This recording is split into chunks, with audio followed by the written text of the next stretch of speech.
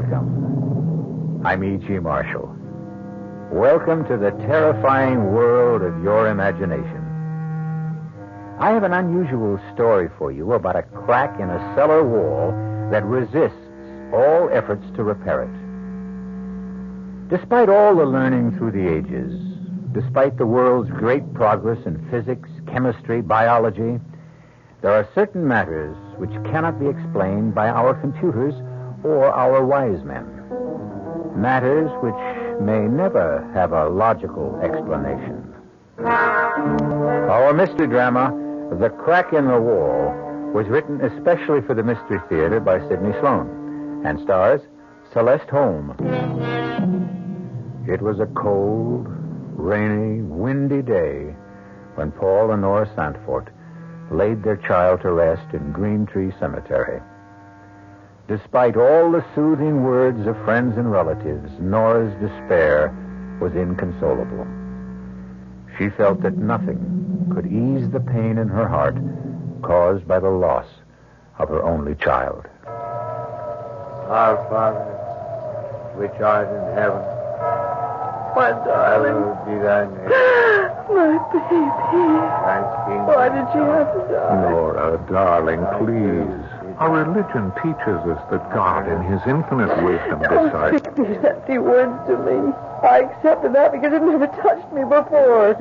I never thought of it. But our daughter, our beautiful, innocent child, just 16. Why? One does not question these matters, Nora. I do question. For the first time in my life, I question. I would do anything. Anything to bring my Ruth back to this world. Nora, please. Now, you know that's impossible. Why? Why? Because our little girl, Ruth, is dead. Burnt to death. Nothing you can do or say or hope can change that.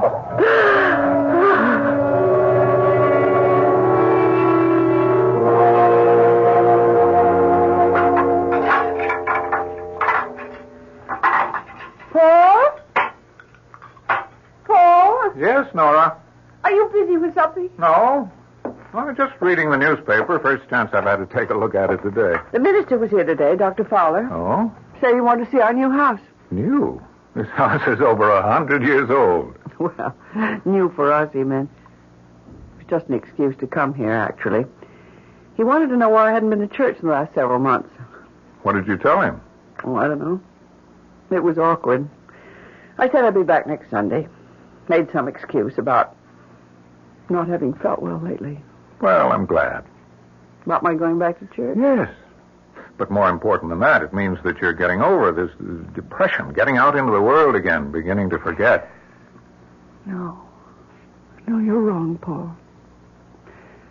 I'll never get over wanting my little girl back with me. I'll never forget. Please believe me, Nora. I loved Ruth, too. But I accept the fact that she's gone from us forever. I'll never accept that. Oh, by the way, now I remember what I wanted to remind you about. What? It's about that crack in the cellar wall right in front of the washer and dryer. There's a terrible draft that comes from it. Well, there's no crack there, Nora. No crack? I thought I'd get rheumatism from the cold draft when I did the washing today. It hit you right in the back. I had that repaired.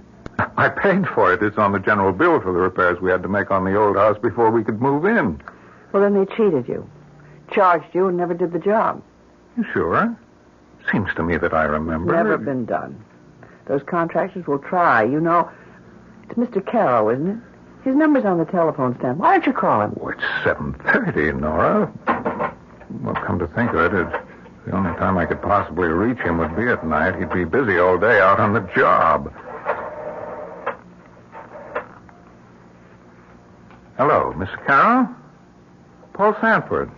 I'm sorry to bother you, but one of the items on your bill to me for repairs on my house, item 28, repair crack in cellar wall, north side interior, $45.60. You never closed up that crack. You what? Hold on a minute. Nora, he says he supervised that item himself, mixed the cement for it. Well, just tell him that he's got it wrong. Mr. Carroll, My wife says the crack is still there. It hasn't been repaired. Okay, sometime tomorrow morning?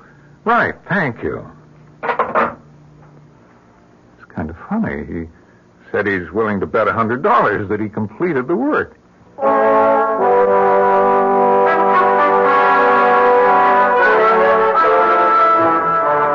Mrs. Sanford, I'm finished with the job, and I want your okay. I'll put on the pot and give you a cup of coffee. Thanks, I'd appreciate that. Come right down. I'm in a bit of a hurry. Won't be a minute. I'm coming, Mr. Carroll. Mrs. Sanford, the strangest thing. What did you say, Mr. Carroll? Look at that wall. Oh, dear. Another crack? No, it's not another crack. What? It's the same crack. I just filled it with cement. But you couldn't have. It looks old and dry. Look at my hands. They're still covered with cement. Here are my tools, my trowel, my hammer and chisel. I could swear it was closed up not 5 minutes ago. And that cold draught flowing from it. Like from a tomb. Like from a tomb.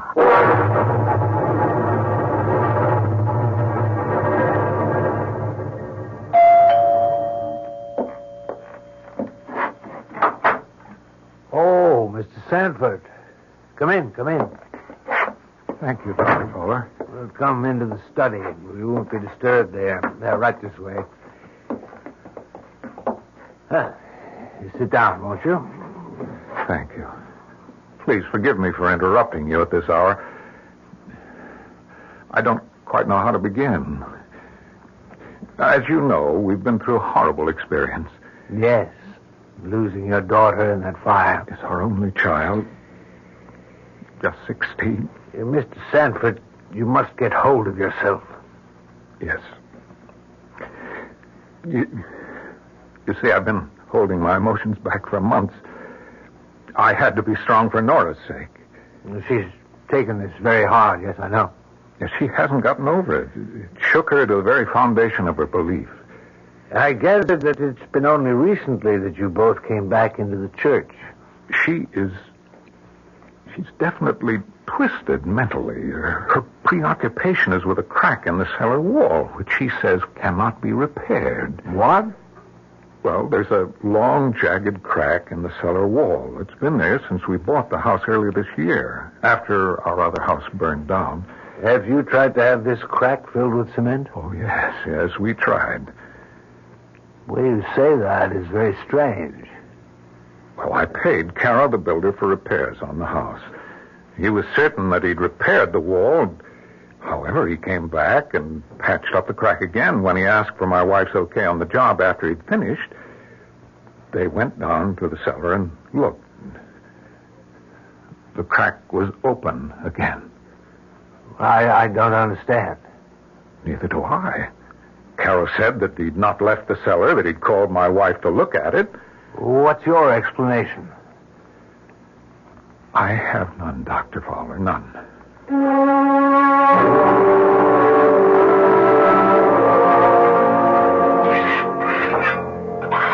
Is that you down in the cellar, Paul? Yes, Nora. I'm filling up the crack in the wall with cement. Do you think that's wise, Paul? Wise? Well, I thought you wanted the wall repaired. Kara won't come here anymore, so... Well, that's what I mean. Paul, there's some very good reason why that wall resists repair. Well, that's a strange way of putting it. Wall resist repair. So you thought the wall had... I don't quite know how to put this. As though the wall had a will of its own? Nora, that's ridiculous. Is it? Mr. Carroll tried twice to fill that crack. He gave up. I know. I just received a check from him for $45.60, refunding the money I paid him for the job. Come on, let's go upstairs. This old cellar gives me the creeps. Paul! Look! My God. It's disappearing. The cement I just put into the cracks dissolving into thin air.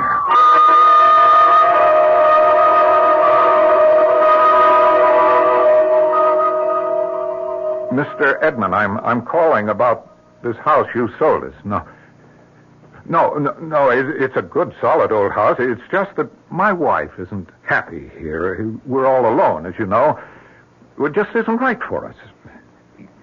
Yes, I know. I'll have to take a loss if I change now, but I'm prepared for that. Okay, I'll see you tomorrow, around 5. Okay?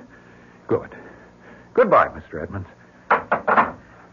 Paul, who was that on the phone? Oh, Nora, I called Mr. Edmonds. The real estate man? That's right.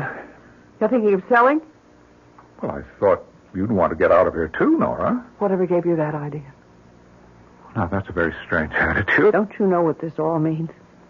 No, I don't understand it. Frankly, it scares me. Ruth is trying to reach us. What are you talking about? It was just 2 days ago. I was lying in bed. You were sound asleep. I heard the clock chime 3. I felt something urging me to leave the bedroom and go down into the cellar. Nora, I've got to take you to a doctor. Paul, I'm not out of my mind. I tell you, our daughter is calling to me. She's trying to get to me. Darling, Nora, listen to me. What you're saying doesn't make sense. Our child is dead, Nora. Burned to death. I spoke to her. I spoke to her through the crack in the cellar wall. You what? I spoke to our Ruth, and she spoke to me.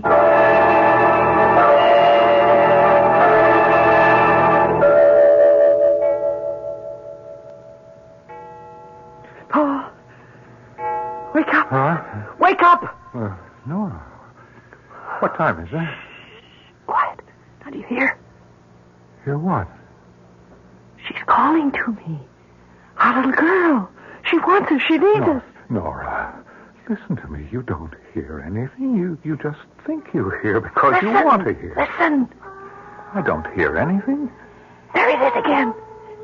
It's very faint, but you can hear it. Just try hard enough. Please, darling, try to rest. I've made an appointment for you with Dr. Cool. I don't need a doctor.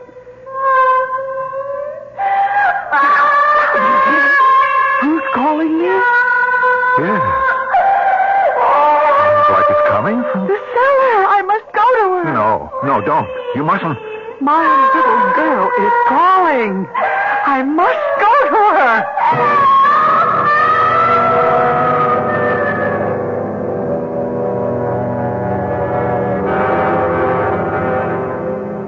Was Ruth calling to her mother, or was Paul Santfort falling into the clouded supernatural obsession that controlled Nora's life? He thought he heard the voice of his dead child calling to her mother. He couldn't be sure, but Nora's certainty was so strong that he was almost convinced that he heard it too.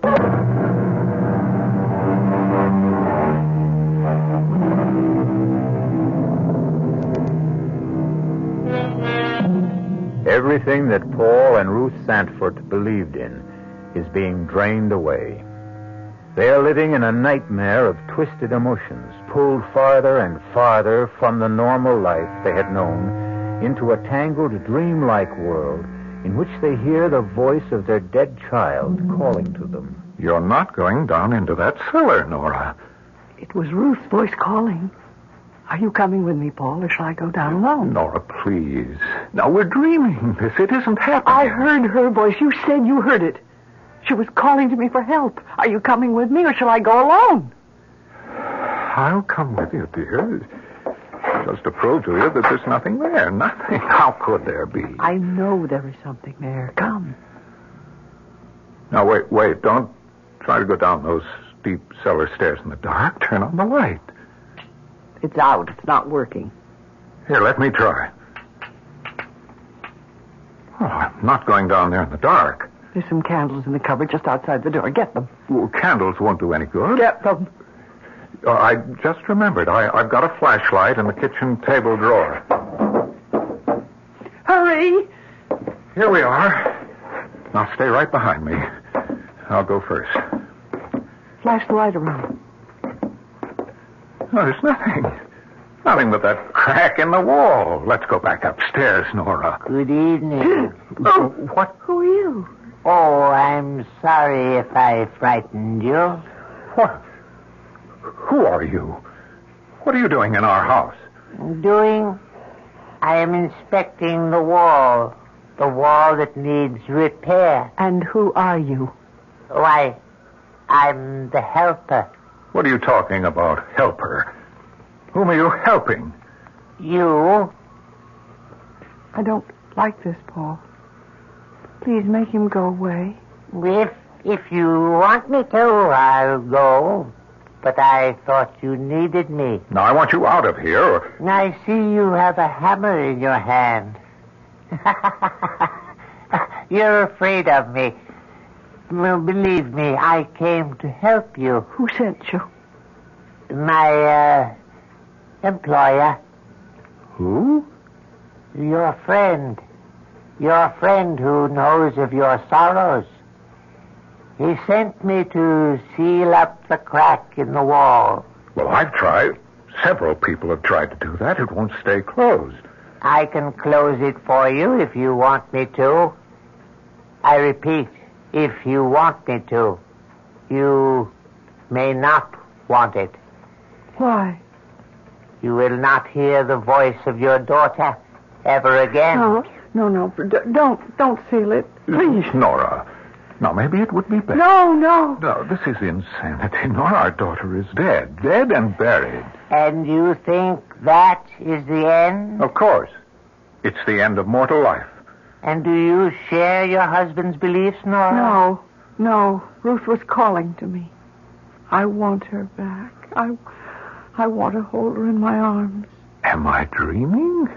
This can't be happening. What are we doing standing here talking to this... Paul, please, don't. There's no one here. He was here? Where is he? He couldn't get past us up the stairs. Nora, where did he go? Who? Oh. Nora, darling. What's happened to you? Speak to me, dear. Speak. Paul. What are we doing here in the cellar?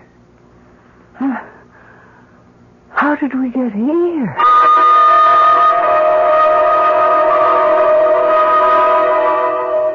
And you say, Mr. Sanford, that you think you saw this creature in the cellar of your house? No, it wasn't what you say. No, not a creature. It was a man. Small, dwarf-like. He said he'd come to repair the wall. At 3 o'clock in the morning? You saw this man too, Mrs. Sanford? No. I don't know what Paul's talking about. I didn't see anything. I was fast asleep. Paul woke me and told the story. I see. Your daughter's death was a terrible shock to you both. It's preying on your thoughts. Your grief pushed the normal day-to-day living from your minds. You began to I heard imagine... her voice, Doctor. I heard Ruth's voice calling to me. Of course you did. But try to think rationally, Mrs. Sanford. You know it's impossible for you to have actually heard the voice of your dead daughter. Seriously, you can't believe you did, can you? Seriously, can you believe that? I don't know.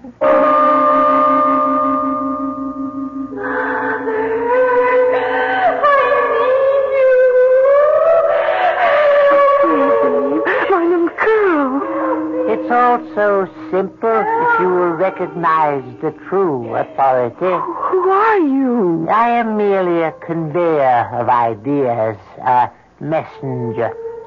Then you are sent by the devil? Perhaps. Perhaps I'm your friend. Call me the helper. Can you help me? Can you bring my daughter back to me? Under certain conditions.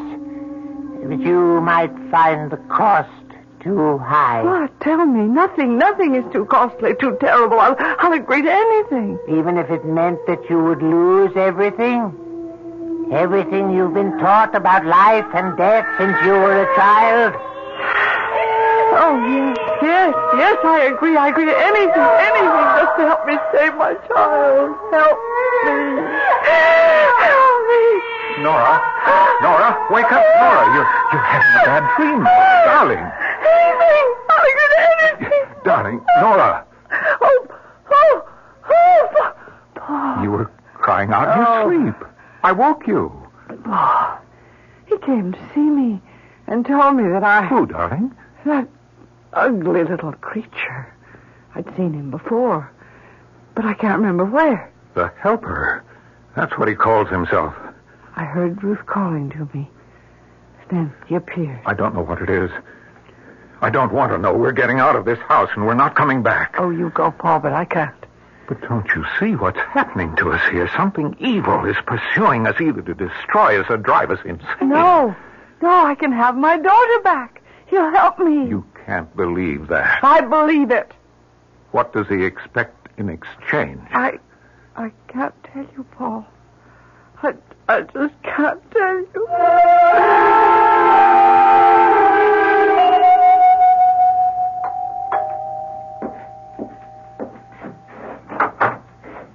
Oh, Dr. Fowler, right on time.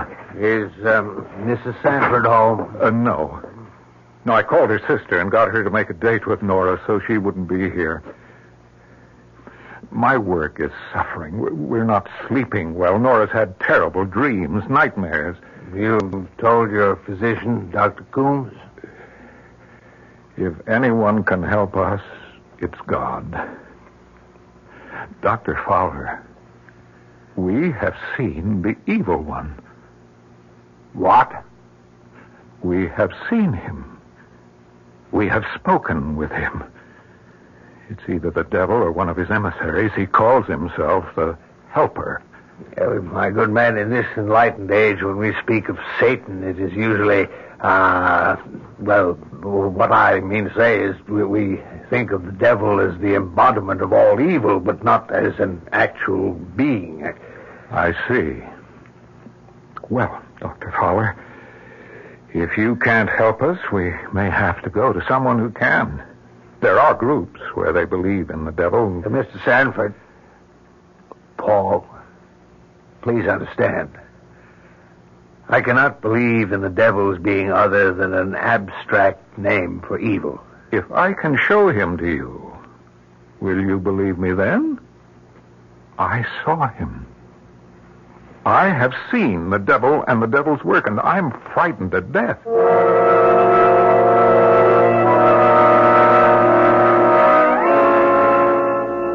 Sorry to bother you, Dr. Coombs, but something very disturbing has happened. Yes? You know the two people I referred to you, the Sanfords? Yes? In your opinion, Dr. Coombs, would you say that they were insane? Well, I don't know, Dr. Fowler. The word insane is a legal one, not a medical one. Well, deranged and mentally ill. Well, I would say from a very cursory examination that they were both suffering from severe emotional stresses brought on by the untimely death of their only child. Well, would that explain their hallucinations? Hallucination? To put it bluntly, Doctor, they think they have been speaking with the devil. Have seen him, in fact.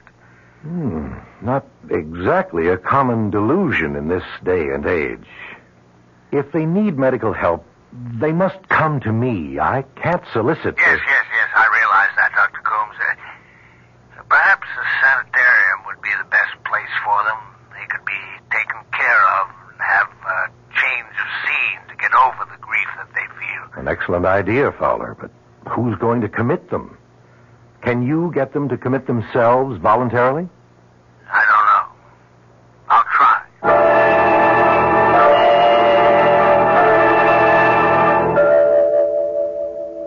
Have you come to any decision?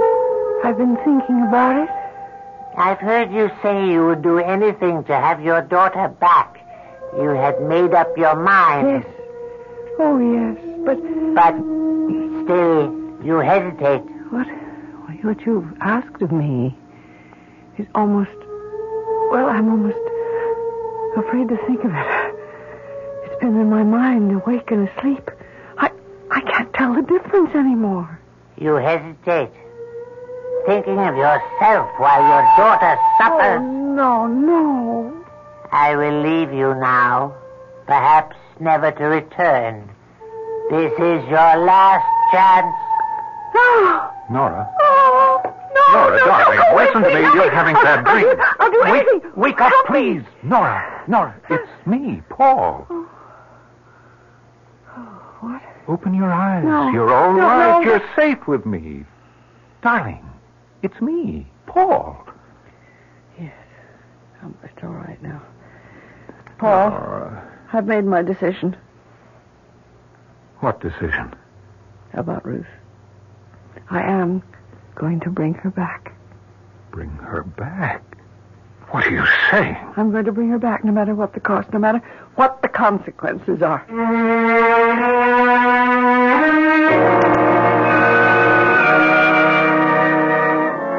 Nora and Paul have come far along a tortuous, a frightening path. Now Nora is determined to see the matter to the end, despite the consequences.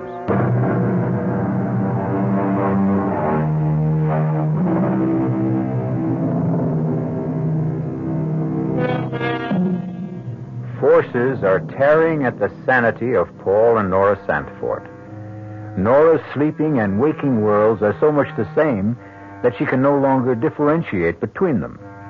In her thoughts, in her ears, are the words of her dead daughter calling to her for help. Paul thinks he has heard the child, too, but is uncertain. He is not sure whether or not it is the driving influence of his wife's obsession or what he has actually heard and seen himself. I don't know, Doctor. I don't know anymore. Everything is so confused. I want you to sign commitment papers for your wife. You mean put her In a good sanitarium, in a place where she'll be safe and receive the proper treatment for her problems. I don't know. I don't think she's crazy. You're not in any condition to judge her mental health, Mr. Sanford. What do you mean? Oh, well, I mean, I'm asking you to make a difficult decision. I'm also asking you to commit yourself.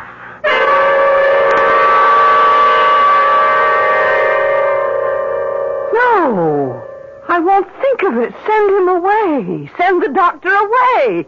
Paul, how can you do this to me? You know I'm not insane. You heard her. That night, we both went down into the cellar, and that little man, you remember? The helper? You saw him, too. You know I'm not crazy. I won't go. I won't. You can't make me. She's gone into the bedroom, Dr. Coombs. Is there a lock on the door? No. Well, suppose I go in. Perhaps a sedative to quiet her. No, please, Doctor. Let me speak to her first. She'll listen to me. Yeah, very well. I'll wait out in the car if you want me. Yes, please go. I think she'll listen to me if you're not here. Nora? Nora? May I come in? Is that doctor still here? No, he's outside in his car. Paul, how could you do this to me? Deceive me, try to put me away. But I explained everything to you. I will never consent. I'm going with you, dear. I'm going in, too. What? Why? Paul, why do you want to do such a thing? Because I'm frightened. I've never been afraid in my life before, but this is all beyond me, beyond any rational explanation. And you think you'll be away from your fear in that place? Oh, Paul, I'm not out of my mind, and neither are you.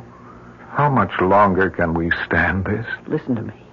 What? I can tell you. Only you. What? I've made a pact with the helper. Oh, Nora. He has given me the power to bring Ruth back. You don't know what you're saying. Oh, yes, I did. That's impossible. Now, don't be foolish. Don't tell anyone else what you've told me. Now, you think I'm insane, too, don't you? Well, I don't know what to think. He has given me 2 wishes. 2 wishes? Yes. He said that I would need 2. Actually, all I need is 1. to bring my dear child back. Yes. Yes, Nora, of course. Now, I want you to do something for me. What? Don't fight me now. Go along with me for a little while. Perhaps this nightmare will stop. We'll be able to get out when we want to. I have the doctor's promise. Can you trust him? Yes, darling. Since we're committing ourselves, we can get ourselves released merely by asking to be released. And our poor tortured child? Who will be here to hear her call? Who will be here to comfort her, Paul? We're running away. Deserting her. Darling Nora, our Ruth will be with us always, no matter where we are.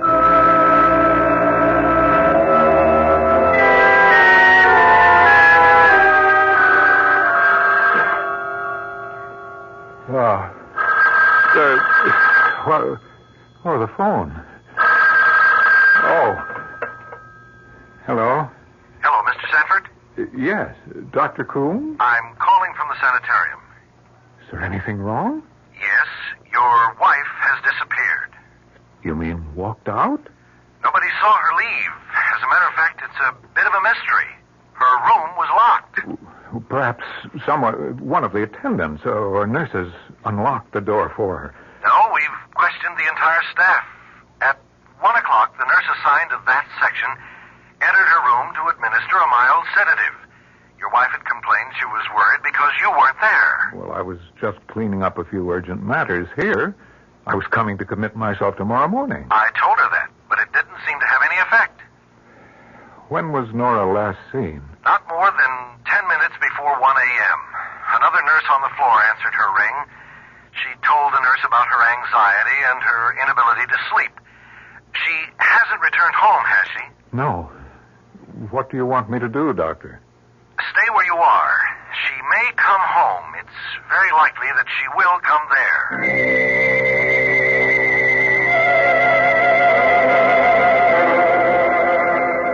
Emily, I'm sorry to be calling you at this hour, but Nora has disappeared. She walked out of the hospital. The fire, Ruth's death, it's been preying on our minds, and I thought that... Wait, Emily, that's my doorbell. I'll call you back. I just wanted to know if Nora was with you. I'll call you back. Let me know if Nora shows up. Bye. Oh, Dr. Fowler. Come in. Oh, thank you. I got a call from Dr. Coombs about 20 minutes ago. Yes? He asked me to see you. He said you might need me. I came right over. Is there anything I can do to help? Nothing. Unless you can find Nora. She's been missing since about 1:30 a.m. About 3 hours. Where would she go? Where could she go? I don't know. What? What was that? I heard it, too. Do you have a cat, Paul? No. Sounded like a cat. It was Ruth. She's calling Nora. Ruth? My daughter. Oh, yes, your daughter. But she's dead. You hear your dead child's voice calling? You heard it, too. No, it can't be. That's superstitious nonsense. That's what I thought. But I don't anymore. Ruth is calling to us from the grave.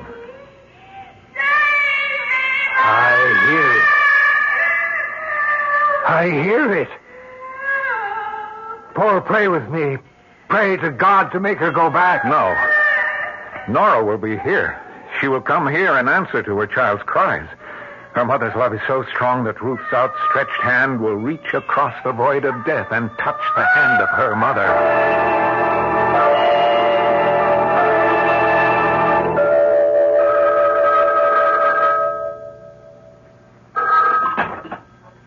Yes? Fowler? Yes? I thought you were going to report back to me. I've just been through the most shattering experience of my life. You saw Mrs. Sanford? No. I'm not a superstitious man, Dr. Coombs, but I heard The voice of Ruth Sanford calling to her mother from the grave.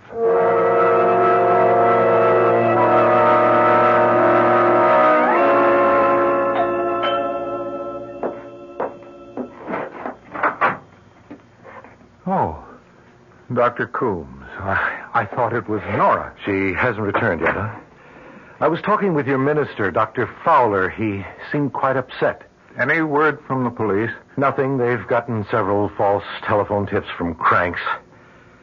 Only one man identified himself by name, a Mr. Helper.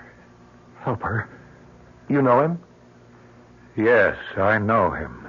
The police asked him for his address. He gave them one, but it proved to be a phony. Do you know where to find him? You won't believe this, Doctor. But the last place I saw him was in my cellar. What? I don't know how he got there. I didn't see him leave, although I was standing talking to him at the moment. He vanished. Vanished? Disappeared. I see. Disappeared right before your eyes. Oh, yes, I remember you telling me about that incident when you both came to my office. Hello, who's there? Paul? I've come home. What is he doing here? I won't go back to that place. He can't make me go back. Nora, dear. Send him away, Paul. Paul, make him leave. We don't need him. Mrs. Sanford, as your doctor... You're not my doctor anymore. Please go. Leave us alone. Please, Dr. Coombs, your being here will just make her worse. Very well, if you think you can manage. Yes, I can manage. I'm sorry you feel this way about me. Good morning. He was trying to do what he thought best for you, for us. He has no way of knowing what is best for us. He was just interfering, keeping us from Ruth. Nora, please give up that mad notion. Give it up? Oh, no. Paul, I will not give it up. Tonight, this morning, before dawn, we will bring our child back to us. Nora, think what you're saying. I've thought, and I've made up my mind. Before daylight, he said. What time is it now? It's 20 after 4. It won't be light before 6. We must do it now. Come. We'll go together. Go where? To the place I first heard her voice, calling to me, the cellar, the crack in the wall. Are you sure you want to go through with this? I think, Nora. I've come too far to turn back now. I don't care what happens to me. It's Ruth we must think of. All right, Nora, I'll go along. I'd better get my flashlight. The light's still out in the cellar. No, Paul. What I must do must be done in darkness. No lights. Now, let's go down the stairs.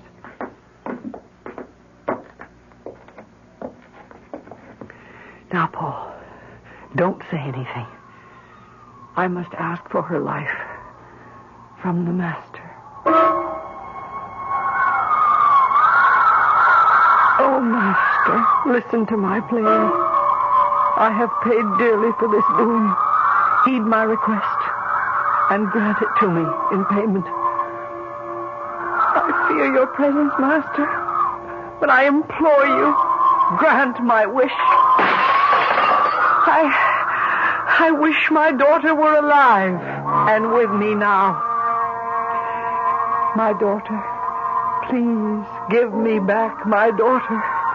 Ruth, where are you? Come to me.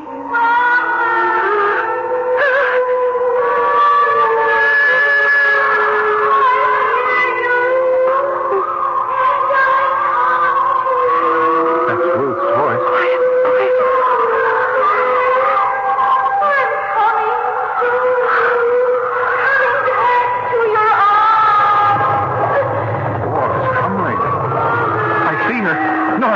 I see. Oh, my God. Oh, no. No. Nora, stop this. Make her go back. Oh, Nora, she's a bird. Her face is... Nora, please. Can't you stop? Nora, send her back. Send her back. She's mutilated. Disfigured. Nora, you can't bring her back into the world. You must send her back to her grave.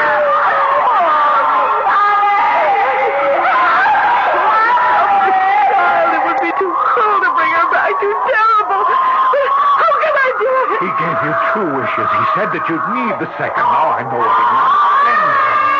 Nora. Yes.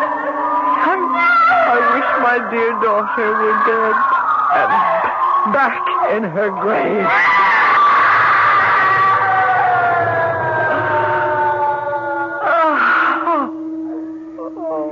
Nora. It's over. It's all over. Our child is gone. Forever. Oh, Paul. May our dear child rest in eternal peace.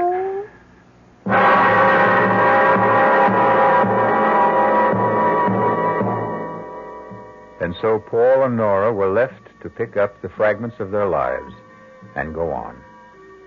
Strangely enough, the crack in the cellar wall was finally closed, and no human hand had a part in its repair. Our cast included Celeste Holm, Wes Addy, Robert Maxwell, Robert Dryden, and Ann Costello. The entire production was under the direction of Hyman Brown. This is E.G. Marshall inviting you to return to our Mystery Theater for another adventure in the macabre. Until next time, pleasant dreams.